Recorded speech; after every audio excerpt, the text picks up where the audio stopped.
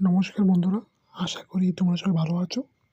তো প্রত্যেক দিনের মতো আজকেও একটা গুরুত্বপূর্ণ আপডেট নিয়ে চলে এসেছি তোমাদের সামনে। আপডেটটা হলো যে তোমরা যারা এই ত্রিপুরা ফায়ার সার্ভিসের এক্সামটা দিয়েছো, তারা জানতে চেয়েছিলে যে ফাইনাল কাট অফটা কত যেতে পারে। দেখো, যতটুকু আমি স্টুডেন্টদের সাথে কথা বলে বা খবর পেয়ে জানতে পারলাম বা কোশ্চেন পেপার দেখে বুঝতে পারলাম, সেটাই বলছি। এটা থেকে আমি যে অনুমানটা করছি, এটা থেকে বাড়তেও পারে কিংবা কমতেও পারে। এটাই ফাইনাল সেটা কিন্তু হবে না। হতে পারে এটাও ফাইনাল হতে পারে আমি যেটা বলছি, কিংবা নাও হতে পারে। এটা তো আর বলা যায় না। কিন্তু যেটা আমরা আশাবাদী যে এতটুকু থাকতে পারে বা এই নাম্বারটুকু থাকতে পারে, আমি সেই নাম্বার অনুযায়ী বলছি। যেমন দের ক্ষেত্রে হতে পারে 55 to 59 এবং এসসিদের ক্ষেত্রে হতে পারে 49 to 54 আর এসটিদের ক্ষেত্রে হতে পারে 44 to 48।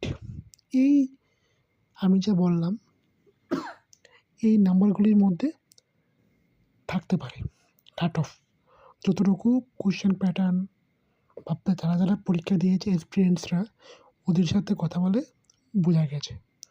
তো খুব বেশি একটা কাট অফ যাবে না, কিন্তু কোশ্চেন প্যাটার্ন দেখে বোঝা যাচ্ছে আমি যা বলেছি হয়তো 1-2 নাম্বার বাড়তেও পারে বা কমতেও পারে। আমি চাই তোমরা সবাই সিলেকশন পেয়ে যাও, কাট অফ যাই হোক সেই অনুযায়ী। তো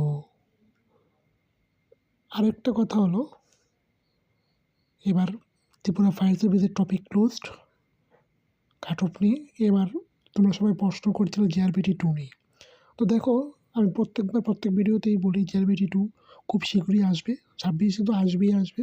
তো সেই অনুযায়ী তোমরা পড়াশোনা করো ভালো করে। যে আমার চ্যানেলে গিয়ে দেখো, আমি টপিকগুলি বলে দিয়েছি কোন কোন টপিকগুলি আসবে। তো সেই অনুযায়ী পড়তে শুরু করো, তো ভালো হবে। তাহলেই তোমাদের মঙ্গল। ভালো করে পড়াশোনা করো, তাহলে তোমাদের অনেক কিছু সুবিধা হবে। এই বলে আমি এখানে আজকে আমার ভিডিওটি শেষ করলাম।